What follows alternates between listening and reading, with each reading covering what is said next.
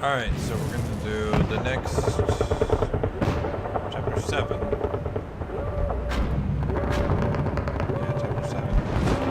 Highway 17.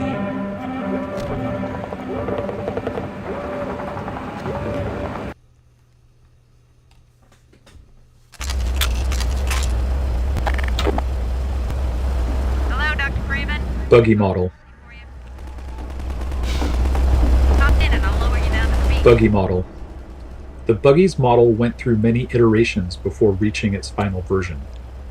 We cycled through designs that satisfied both our artistic and physics simulation needs, but then hit an unexpected issue. Many playtesters, even experienced FPS players, were getting motion sick while driving it. Along with some simulation tweaks, we discovered that altering the Buggy model helped. The more the model obscured the world, the worse the motion sickness became. So we began stripping away parts of the model, removing more and more of the body until players stopped feeling sick. In particular, being able to see the ground through the missing undercarriage made a noticeable difference. Buggy introduction. We wanted something more engaging for the Buggy's introduction than just having the player hop in and drive away. The crane helped with that.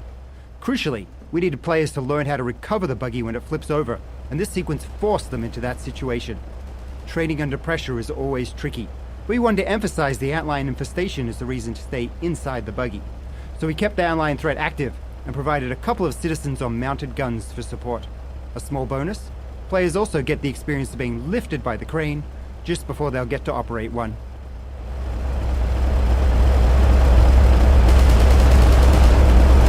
Car's ready for you now, Dr. Freeman.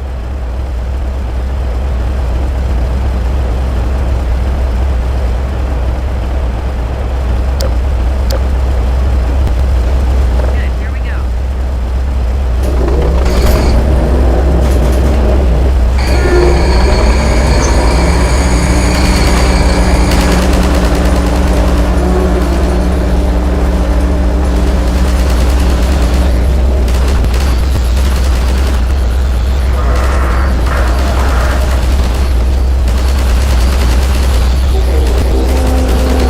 Magnet's failing. Hold on.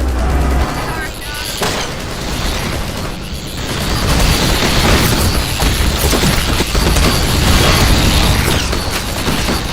Buggy Training Course. This training section was designed to let the player play around with her buggy. At the time Half-Life 2 was released, this level of physical simulation in the vehicle was novel, so we wanted to give players ample opportunity to experiment with it. A player has also just left the tight confines of Ravenholm, and we liked giving them the contrast and reward of being able to move quickly through a large space, feeling safe inside a vehicle.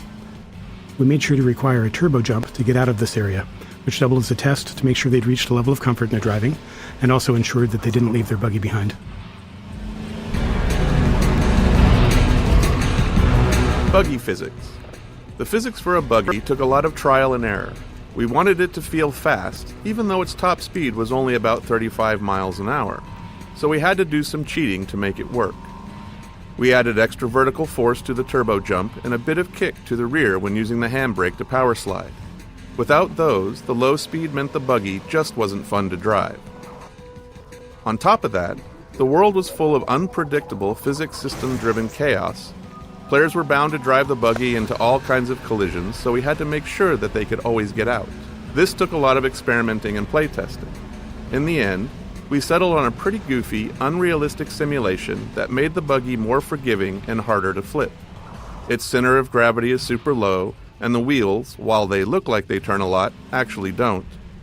It was our first attempt at a physically simulated vehicle, and we learned a ton from it. Thanks to that, we were able to make the muscle car in Episode 2 much easier to drive. Transition tunnels. Building the coast required us to develop a way to handle level transitions. To move from one level to another, we need to save everything in the transition space as the player leaves the first level and restored in the next level after loading. Critically, we also have to save and restore everything visible to the player in the transition area, even if it lies outside the space itself. For this reason, we aim to keep transition spaces as small and enclosed as possible. In most of the game, a small room works well for this purpose. But on the coast, we needed a different solution. After some experimentation, we settled on dark tunnels. Besides being reusable in a believable way, the tunnels allowed us to add a bright light flare at the end to mask the fact that we can't render what's ahead of the player, because it exists in an entirely different level.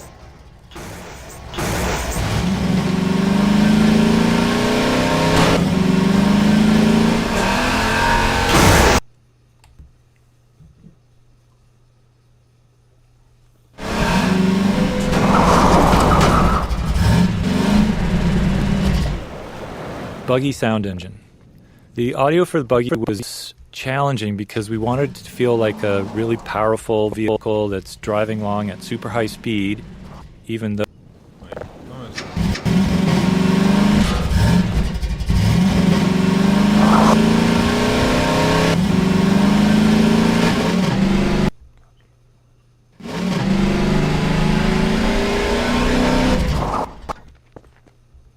Transition.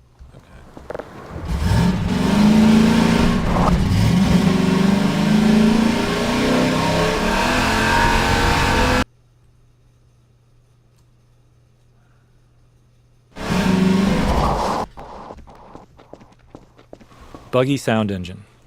The audio for the Buggy was challenging because we wanted to feel like a really powerful vehicle that's driving along at super high speed, even though the maps aren't really big enough to support that, and the Buggy doesn't really leave first gear, and it has a top speed of maybe 35 miles an hour. Now, in our defense, 35 miles an hour is still pretty fast, especially back in 2004. In addition to the speed, the driving inputs are really simple. So with a keyboard as your target input device, the player's controls are basically binary. So the Buggy's either accelerating or not accelerating, it's turning fully in one direction or not. So essentially, we need to create all this audio complexity to represent a simulation where the complexity doesn't actually exist. So we build a fake engine for the Buggy's audio. It's got its own transmission, and we combine the player's inputs with data from the physics simulation.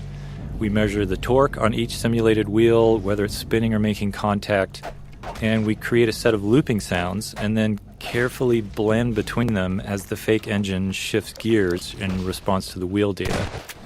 And we just basically kept trying different things. We added more complexity. We did some fine-tuning until the Buggy just feels more fun and sort of rewards you for that feeling of going fast. And most players, they don't really comment on it other than saying the Buggy sounds good. And to us, that's the success, given the amount of craziness that was going on under the hood. Coast. We wanted a wide open section of the game for the Buggy, but we still needed a way to constrain the player's movement. Choosing a coastline gave us a natural boundary along one side of the map while still feeling open and expansive. It also helped visualize the effects of the Combine's extraction of Earth's resources. Playtesters still tried to swim out to sea, so we added leeches to deter them. The leeches couldn't be a real avoidable enemy the players felt they could fight, so they're magical. Players generally understood that they were pushing the game's boundaries, so we didn't overdevelop them.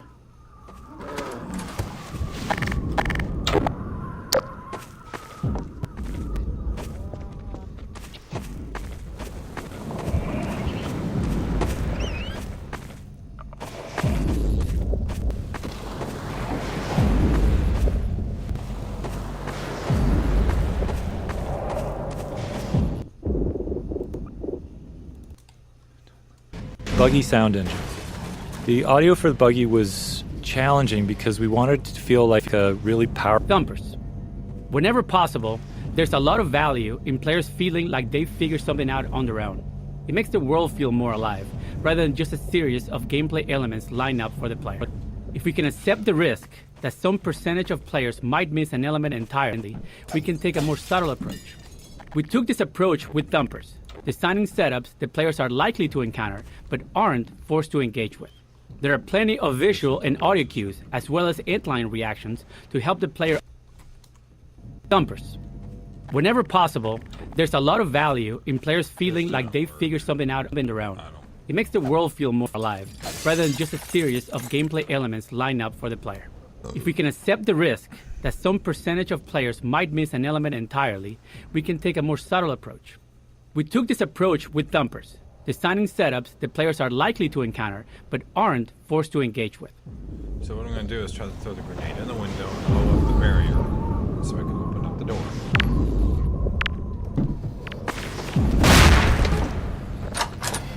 There we go.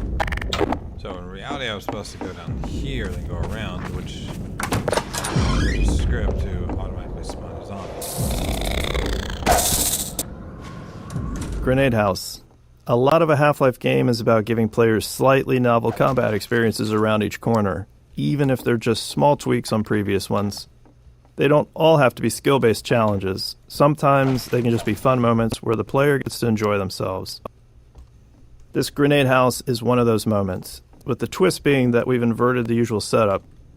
Instead of letting the player drop grenades on enemies below, we've put the enemies above.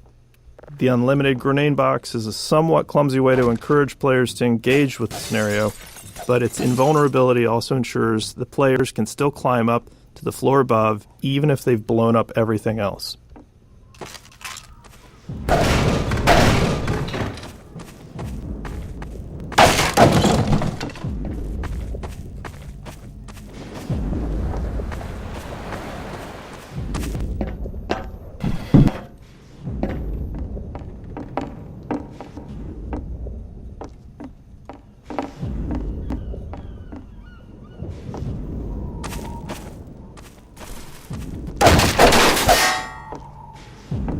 Coast.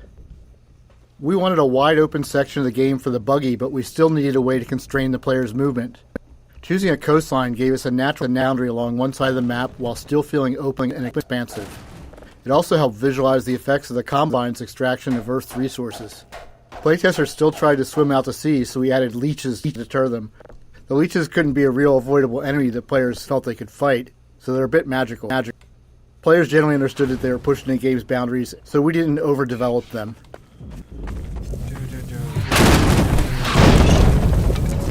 Antlions. With the player driving the buggy throughout the coast, we needed a pervasive enemy that could justifiably appear anywhere and act as a constant threat to keep the player in or near their buggy. Antlions spawning from the sand were the perfect solution. Their high mobility allowed them to keep up with the buggy for short bursts, unlike our humanoid enemies. Plus, they were very satisfying to run over.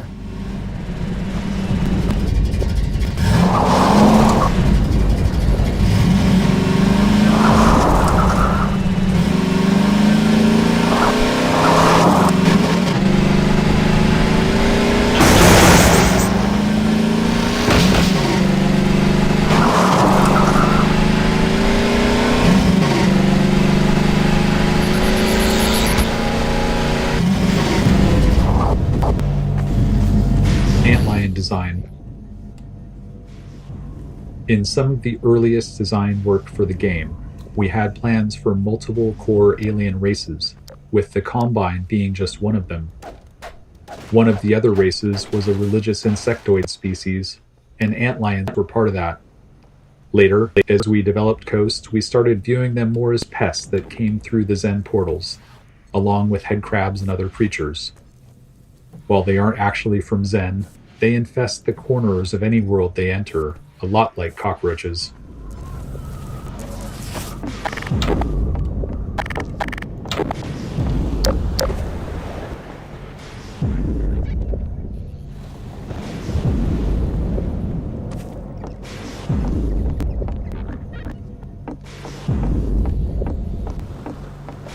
Buggy birds.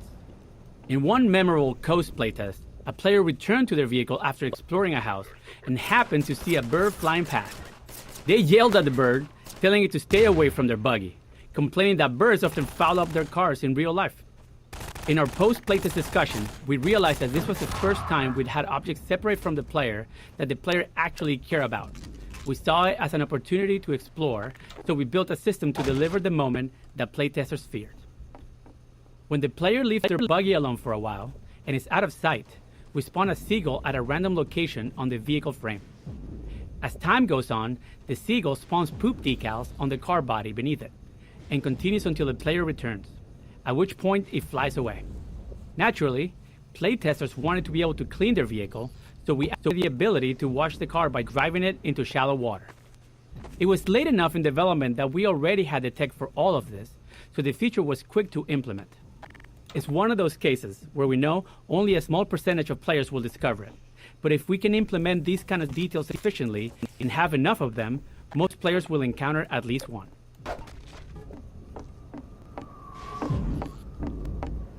Open world loot. The openness of Coast introduced a new problem for us in how we distributed item rewards. In a Half-Life game, we typically reward players for exploring. If you see the way forward but notice something off to the side, there's probably something useful if you take the time to search. When we first started playtesting our Coast maps, we tucked rewards away in the corners of the outdoor areas. However, this led to a worse experience with the buggy. The wide open spaces meant there were always lots of small areas that looked like they might contain something, and players kept stopping and getting out of the buggy to search. It became tedious and interrupted the fun of the level. So, we removed those scattered rewards, but this raised a new problem. How do we tell the player when it's worth getting out of the buggy? After some thought, we established a rule. Any kind of human construction would always come with gameplay content and exploration rewards, while purely natural areas would be left empty. We couldn't tell players this directly, but it aligned well with their natural assumptions, and we reinforced it consistently with areas like this.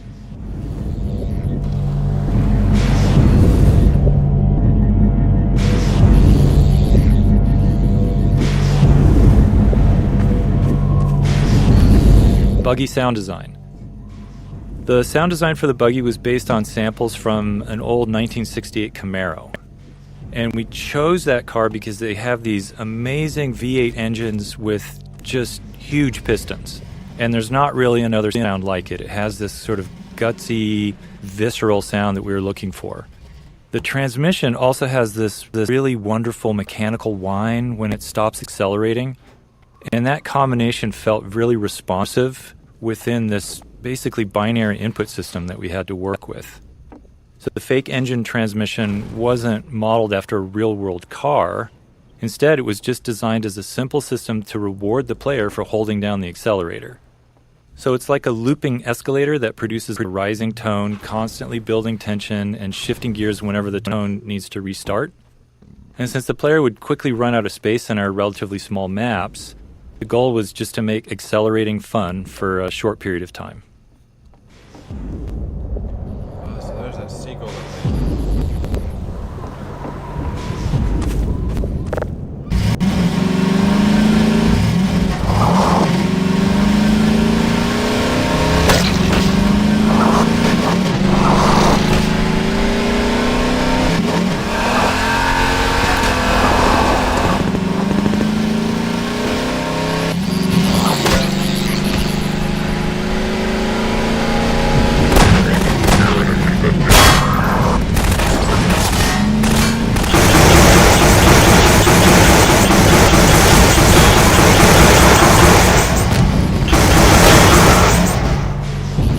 Boathouse.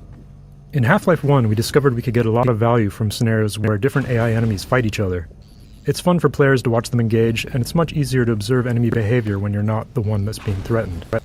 This first encounter between antlions and Combine soldiers is designed to be a fun opportunity to ram something with the buggy, but it also serves to highlight the thumper. By seeing the soldiers use the thumper to hold off antlions, we hope more players would come to understand its purpose. We liked how the soldiers demonstrated the value of staying near the thumper while watching with the antlions.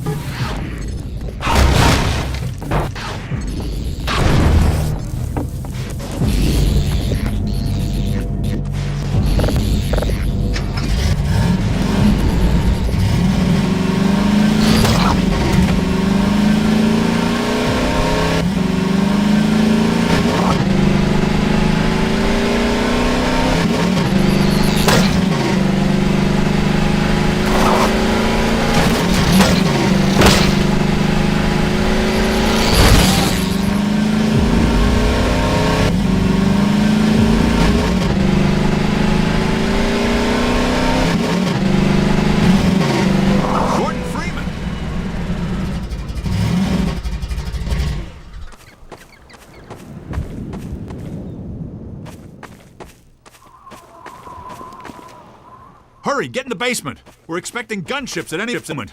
Colonel Coverage will be glad to see you made it. Combine gunship. The gunship was an interesting problem. We had a helicopter flight model already and didn't really have time to build something completely new. So we tuned the helicopter's flight model until it felt different enough, and then derived the gunship's organic animation state from the values coming out of that simulation. We also tried to keep it as truthful as possible. For example, there's a limit as how much it can turn its head to aim its cannon, and if it needs to aim beyond that, it has to alter its flight path to bring the cannon around to bear. It's not allowed to just cheat. The other key feature was its engine sound.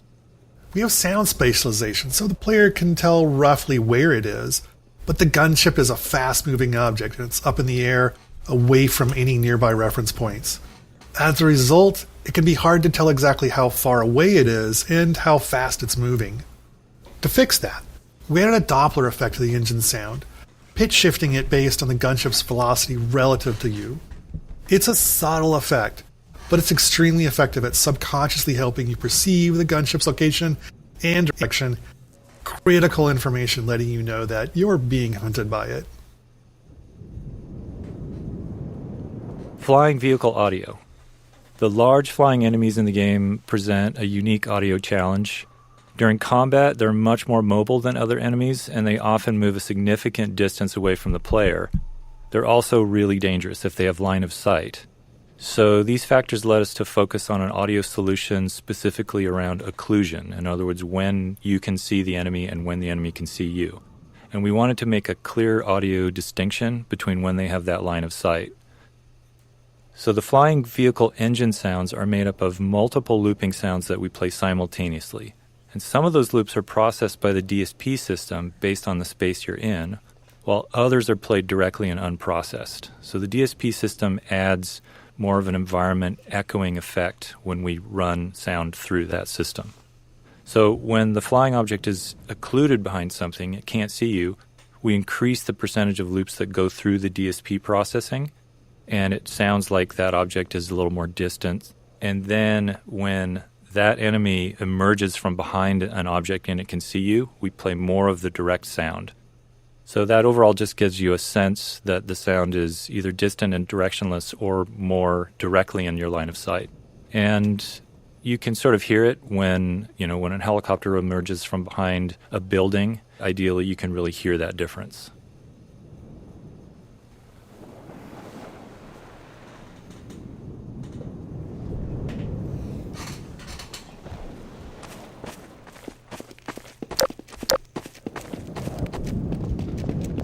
This rocket launcher is our best bet for taking down a gunship. I'll be right with you. Now, where was I? Using the laser guide, you can steer your rocket past the gunship's defenses and prevent it from shooting down a rocket. This will only add at first, but if you can survive long enough to make several direct hits, you'll be rewarded with a prize worthy of any mantelpiece. Now, who's going to be the lucky one to carry it into combat? Yes, Gordon Freeman. I couldn't have asked for a finer volunteer. Laser-guided RPG. The laser guidance feature of the RPG was a huge headache for us because it was difficult to teach. Many playtesters would fire the RPG and then immediately duck behind cover, which meant they didn't see the rocket's flight path. Even worse, they didn't realize the rocket was now turning around to fly back at them. We tried various HUD elements and laser dot indicators to help, but found that most players overlooked them, focusing on the enemy instead. We made as many small improvements as we could, like emphasizing the feature in Odessa's speech and enhancing the audio and visuals around how the gunship shoots down direct RPG shots. While these changes helped some players grasp the feature, we never reached a point where we felt confident that almost everyone understood it. We even considered cutting the feature entirely, but gunship combat without it was much less interesting. The laser guidance forced the player to keep the gunship in sight while the rocket was in flight, but that also meant the gunship had line of sight back, creating a tension we loved. Odessa Cubbage. Odessa Cubbage is an example of the kind of cameo character we found works well. He's an entertaining guy with some entertaining details, living inside his own little bubble. Since he doesn't leave his scenario, he's free to be exaggerated enough to stand out. We started with his model, which was repurposed from a cut section of the game, and named him after the title of a spam email we received. The model was originally a Norwegian fisherman, and it didn't quite fit as an Englishman, so we slapped a mustache on him, and in that moment, Odessa's character was born. He's ultimately a charlatan, with everything about him being fake. His accent, his mustache, everything. He would never put himself in danger, making him the perfect person to hand Gordon the RPG and explain exactly how to use it.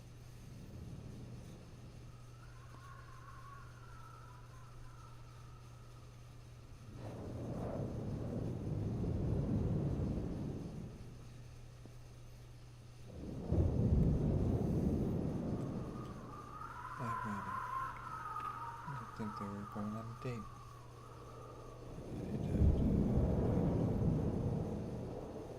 I'm just making up words. I'm just thinking out loud.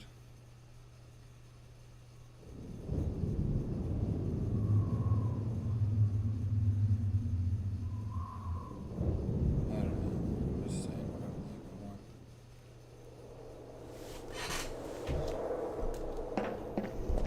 Colonel Odessa Cubbage, at your service.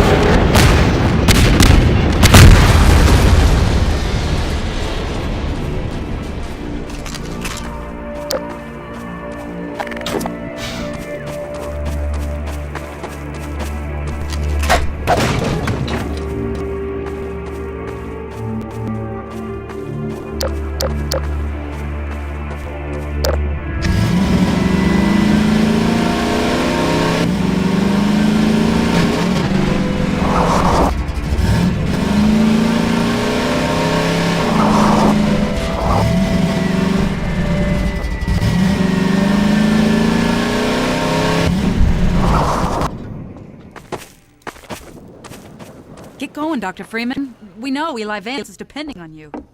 Yep. Just hang on.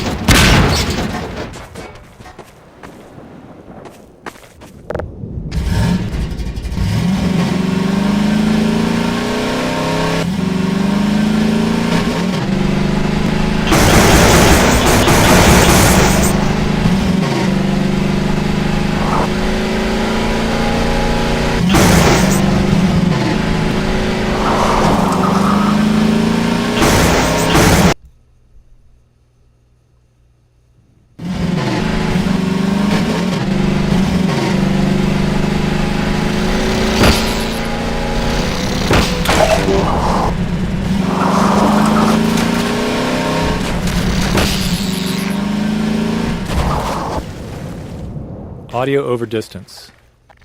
The large-scale spaces in the coast maps led us to seek an audio solution for how sound changes over distance. So for instance, in these maps, an enemy can be well over 100 yards away, and their gun should sound different at that range than when it's up close. We decided to store our sounds in a single stereo file with the near sound in the left channel and the far sound in the right channel. And then during playback, we crossfade, or we change the proportion of sound you hear between those two channels based on the player's distance from the sound. And it was a simple solution that worked well. It helped us with memory constraints, You can easily hear it in action. Just listen to how a Combine soldier's gunshots change as you drive towards them. D2 Coast 04. This was actually the first area of coast that we built, before the crane and other elements existed. The drained seabed and rusted ships were some of the earliest pieces of art direction we developed. Years later, we showcased the map in our 2003 E3 demonstration, though much of the gameplay was still being figured out at the time. As a result, when we began building out the entire coast section, that demonstration became a useful vision for us to work toward.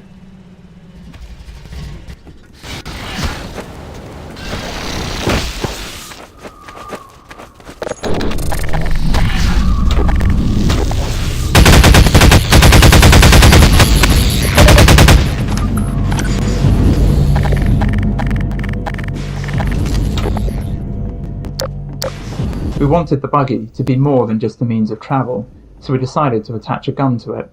We chose the Tau Cannon, a Half-Life 1 weapon we liked but hadn't found a place for it in Half-Life 2. The Tau Cannon can shoot through walls, which makes it tricky for level design, so we limited it to the coast section.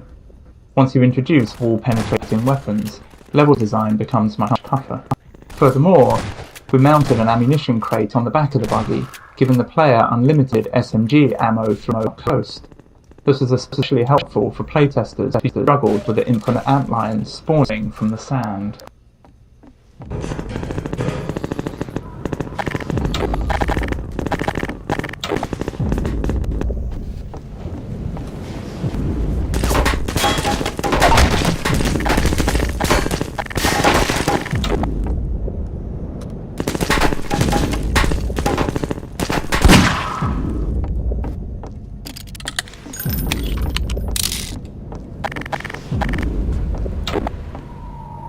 Crane.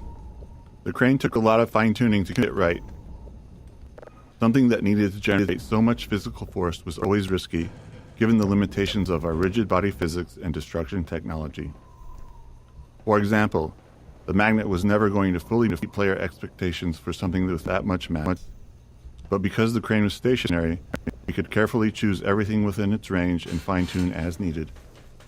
Fortunately, most players didn't seem to notice its rougher edges, likely because of the sheer novelty of interacting with something like it in a vaguely realistic physics environment.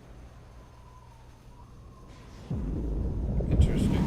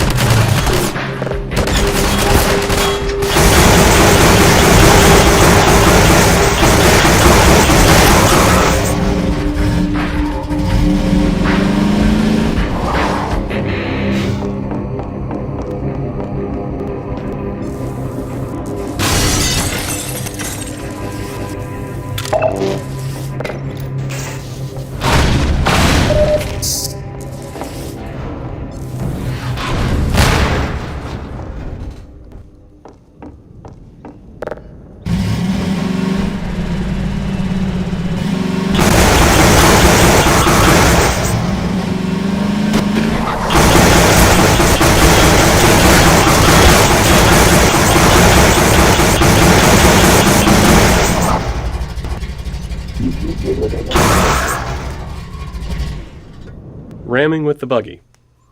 Our physics system is based on rigid bodies, which means it doesn't support any deformation or destruction of objects.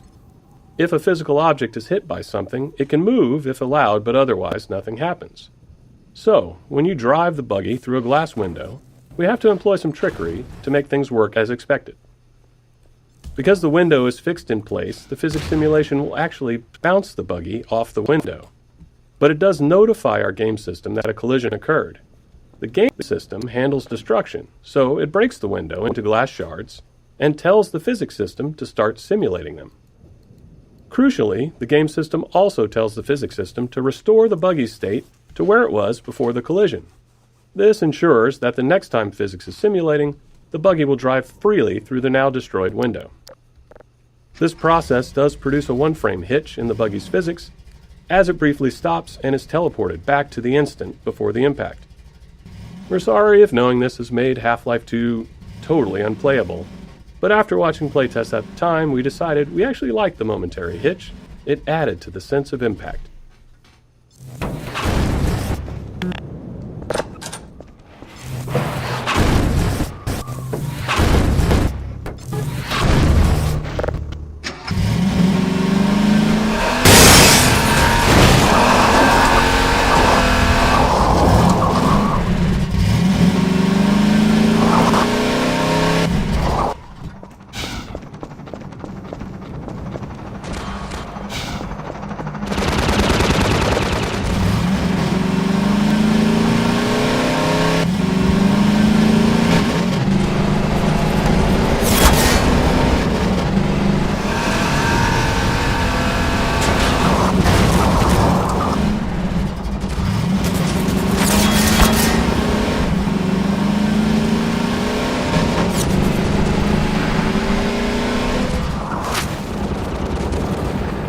Opportunistic moments.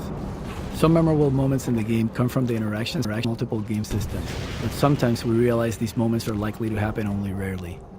When that's the case, we often wish more players would experience them. There's a tension here. The more we know players will encounter something, the more effort we can put into it.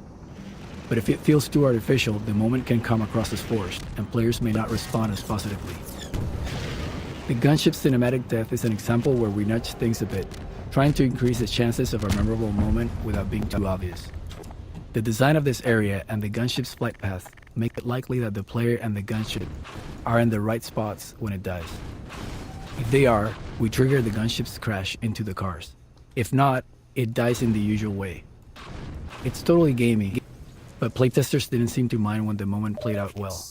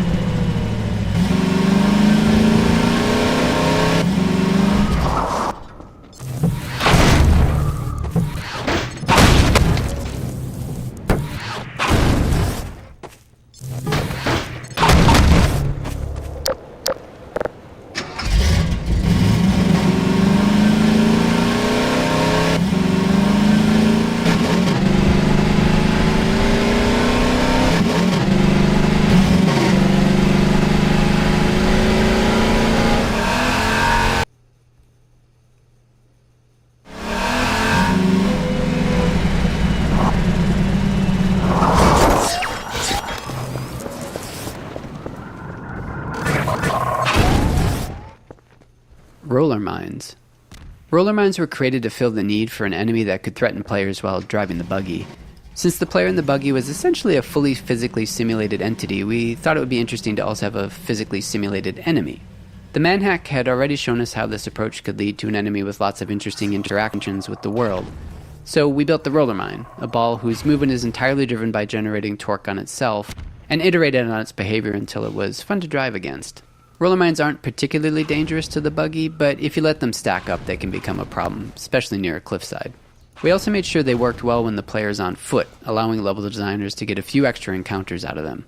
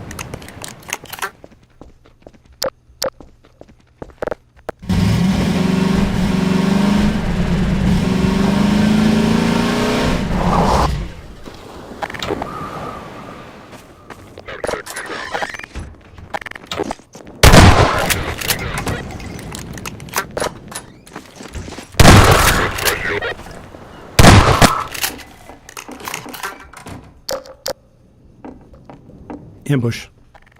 One of the general challenges of a Half-Life style FPS is that the player is constantly moving forward into spaces they don't know. This means that when they find themselves in combat, they're in unfamiliar areas with no knowledge of how to approach the fight. We use many different methods to help the player with this problem, and this ambush is one example. Upon arrival, the player fights a group of Combine among these houses. During the fight and the action afterward, the player has the chance to learn the arena layout. Then, when the player explores into this attic, we spawn a second wave of Combine. In that second fight, the player now has the advantage of knowing the layout, allowing them to make more tactical decisions in defending against the ambushers.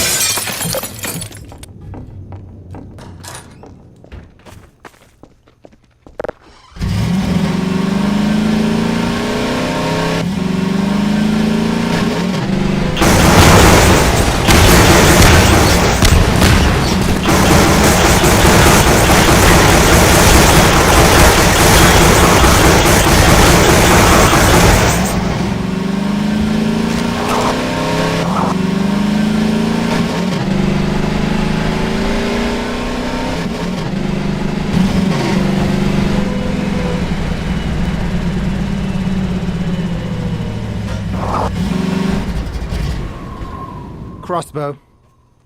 This is the player's first opportunity to get the crossbow in the game, and looking back, it's somewhat surprising we didn't gate it. It's entirely possible for the player to drive right past it.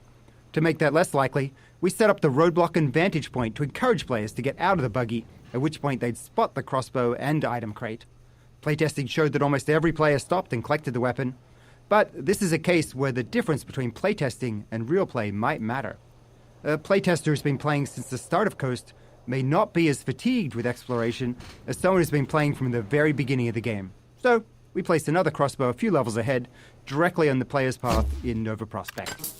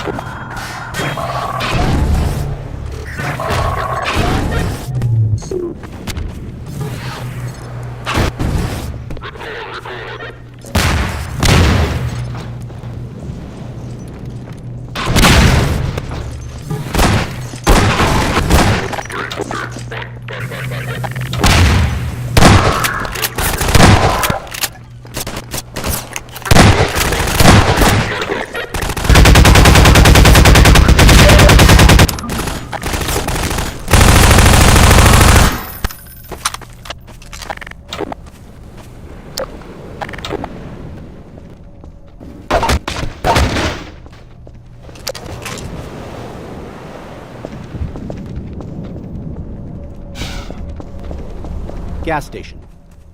We had grand plans for this encounter. We envisioned building a gas station that the player would fight around, likely igniting the gas tanks and setting fire to everything. We imagined the player driving away from a raging fire, but budget and performance were harsh constraints in 2003, and the station had to keep getting smaller and simpler to fit into Coast's large levels. Our plans for a dynamic fire system didn't materialize, and building it no longer made sense. There's always a limit to how much work we can justify for a single encounter. In the end, the only remnants of our original vision are the explosive gas tanks.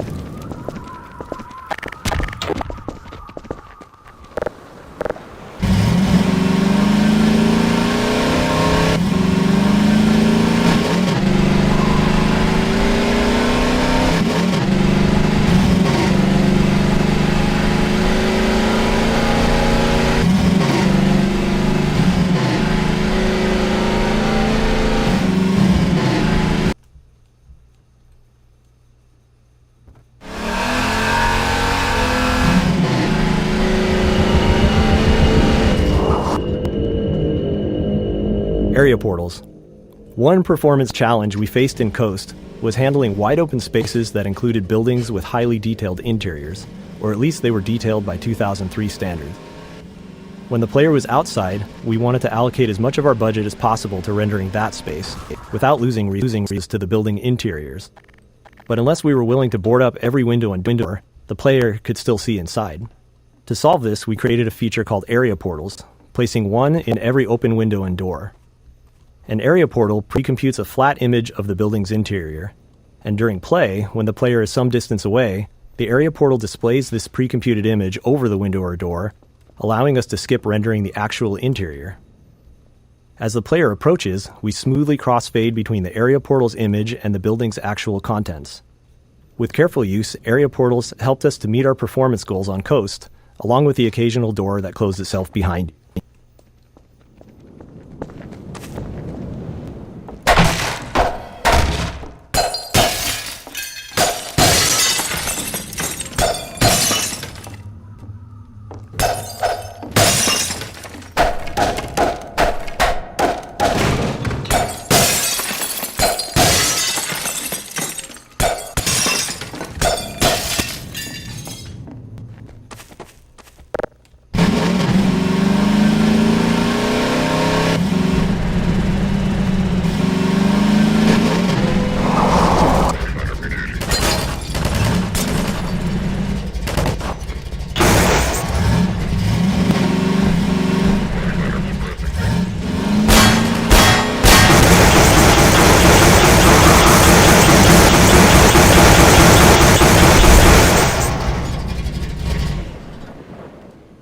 Detail objects. Once we had outdoor sections running, it was clear they needed some form of high-frequency detail, so we added small foliage elements, like grass and shrubs, across the displacement terrain. But we knew we couldn't afford, which is to say we didn't have the time, to hand-place them all. So we built the detail object system, which generates small foliage elements automatically based on the displacement material. Each material specifies the type of foliage to place, along with a set of parameters. At map compile time, the system calculates random points on the surface and selects foliage to place there. Given performance constraints, there was still a fairly complex hand-authoring process for foliage texture sheets, allowing us to render all of them in a single pass.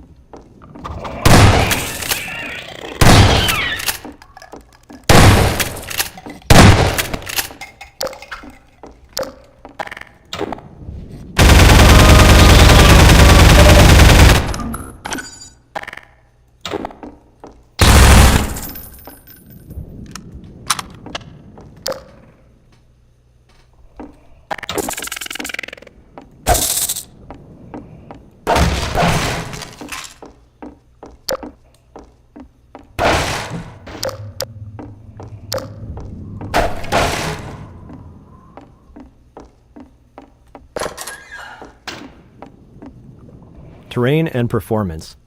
Our performance budget was a significant constraint when it came to combat, and even more so for combat on terrain surfaces. When NPCs move, they perform many small spatial probes to determine if they can safely navigate their chosen path. To help visualize it, imagine they can't see and are constantly waving a stick in front of themselves to check if the way is clear. The performance cost of these probes increases with the complexity of the world geometry. Our terrain displacement system creates uneven surfaces using many polygons, far more than the perfectly flat floors found elsewhere. This meant that NPCs moving on coast terrain were more resource intensive than in other areas, and that constraint dictated the scale of many encounters in this section of the game.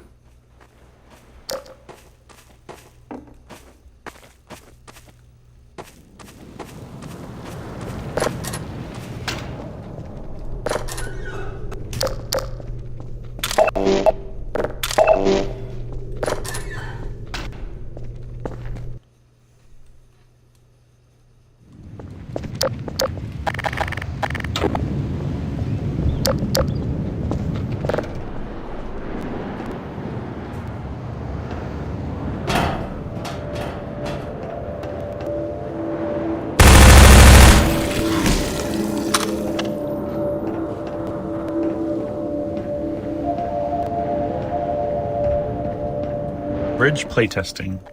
The bridge section was always a high point in playtests, with testers consistently having strong reactions to it.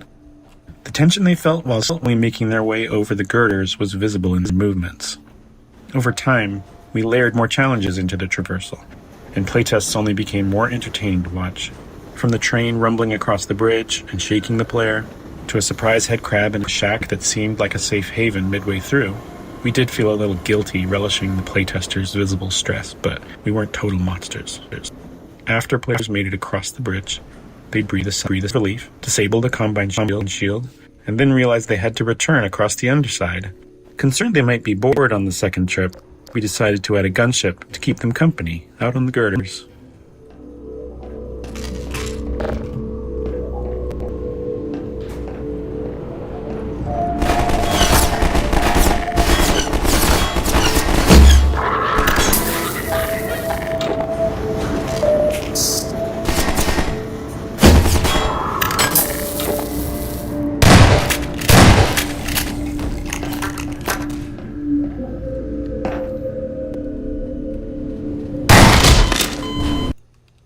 Bridge playtesting. The bridge section was always a high point in playtests, with testers consistently having strong reactions to it. Bridge gunship. We were particularly happy with the gunship fight, despite it being tricky to set up given the level geometry. Being on the underside of the bridge allowed the gunship to move fully around the player, using all three dimensions to position itself above and below at different moments. The girders provide plenty of high-frequency cover, creating opportunities for the gunship's fire to produce a fun and dynamic visual and audio display.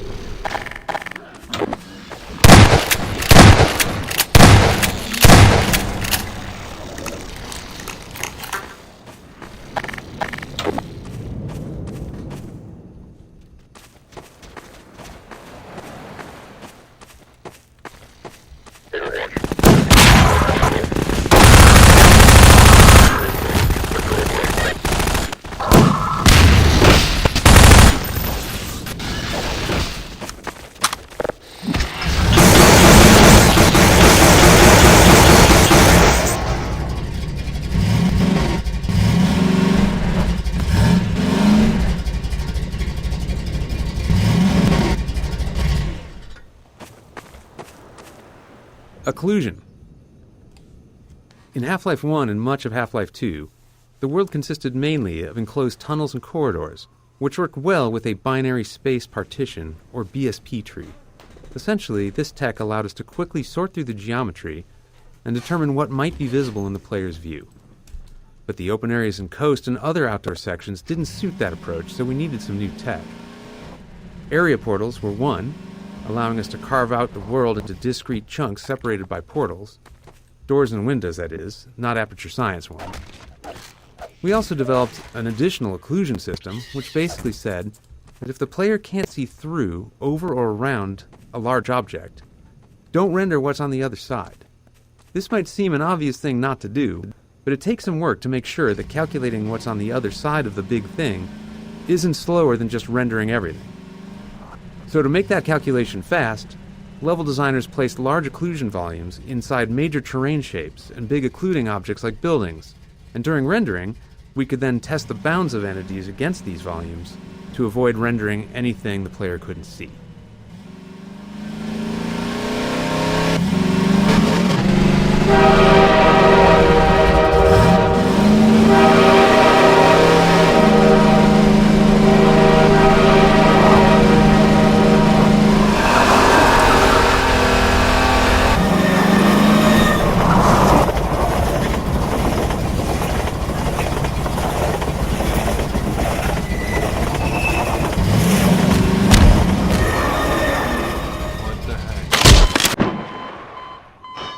What the heck just happened? Occlusion. In Half-Life 1 and much of Half...